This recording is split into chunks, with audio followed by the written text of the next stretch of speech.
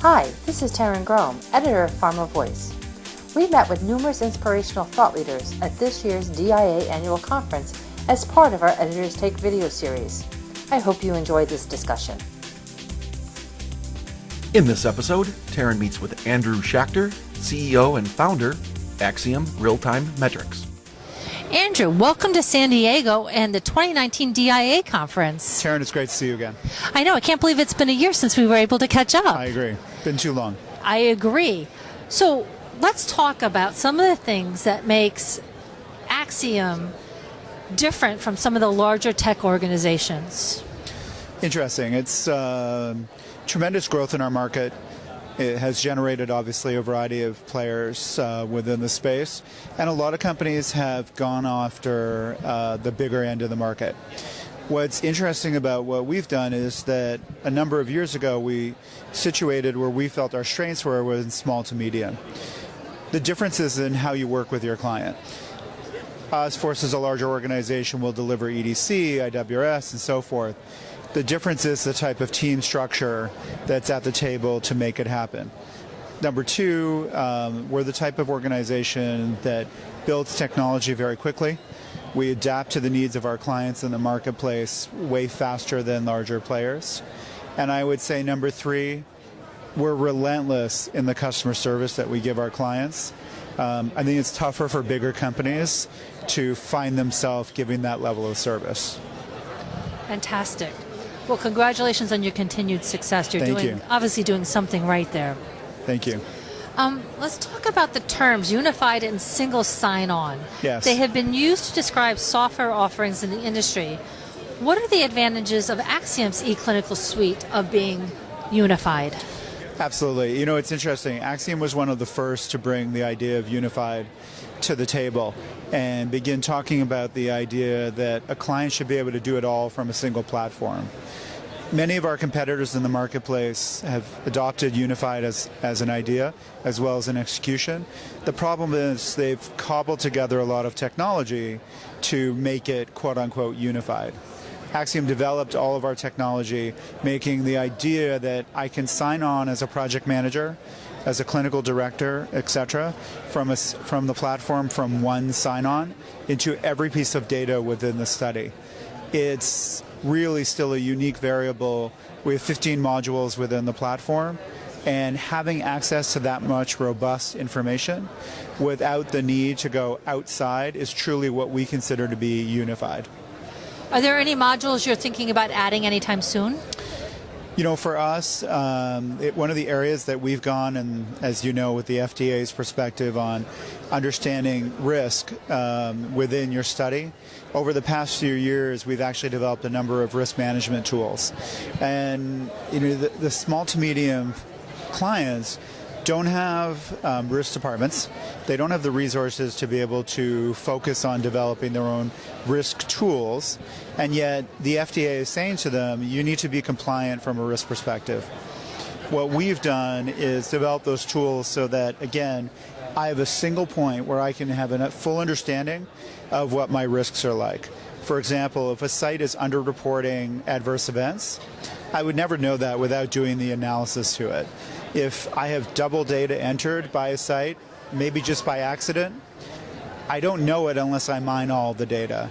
Our risk management module makes those things happen for small to medium in a way that's really different.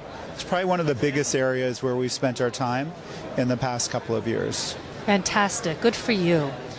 As clinical research becomes increasingly complex, and as you were just talking about, the FDA regulations demand more accountability from sponsors, how can technology help sponsors achieve trial objectives more quickly and more easily? I think one of the most important things is that there's two aspects. One, it relates a little bit to single sign-on, and I'll come back to your point as well. The trials have become harder to run. We're looking for more and more data. It's more complex data. What ends up happening is that sponsors often cobble together the solution to make that happen, and then they struggle to manage all of the key endpoints within their data. A single sign-on platform enables them to bring it all together. A lot of studies today, for example, are depending on ePro for patient-reported outcomes very often as a primary endpoint. yet it's still a randomized trial, et cetera, et cetera. If they're in a position to do it from a unified platform that's well designed from the beginning, it really simplifies their study. But also, Taryn, I would suggest to you that it lowers their risk of that study failing. There's tremendous need now to depend on the technology that's in front of them to run the study. They have risks in front of them if it's not done well. Therefore, really thought out, well-designed, unified platforms that take into consideration the entire study plan and future considerations means their study success is likely going to be far stronger.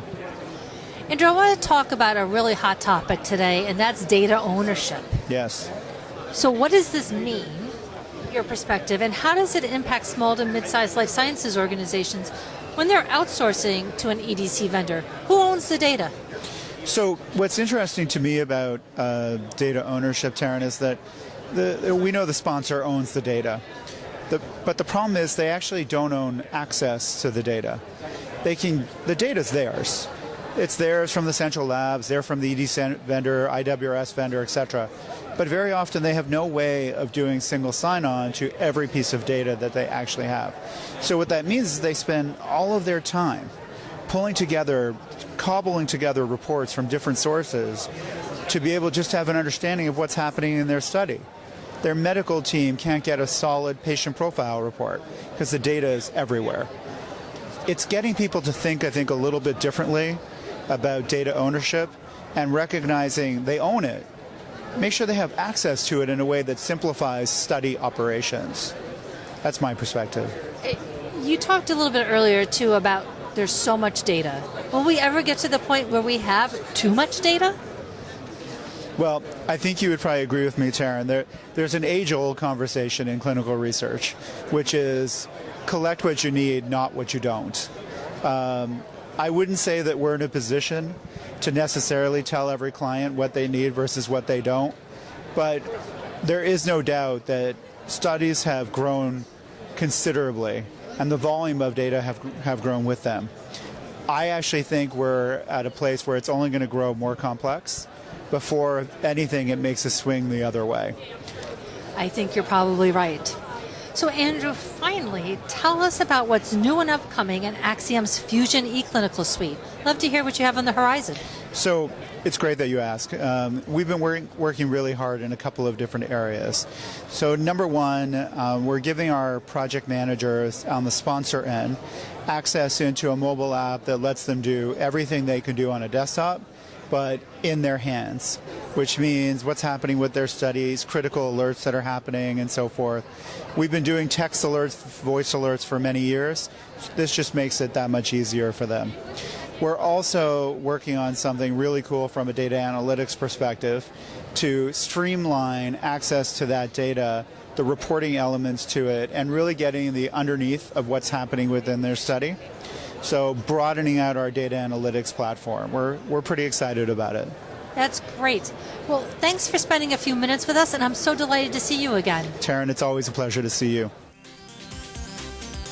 For more information on this topic, visit our Thought Leaders website.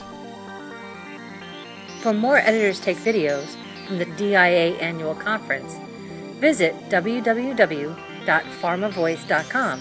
Thanks for joining us.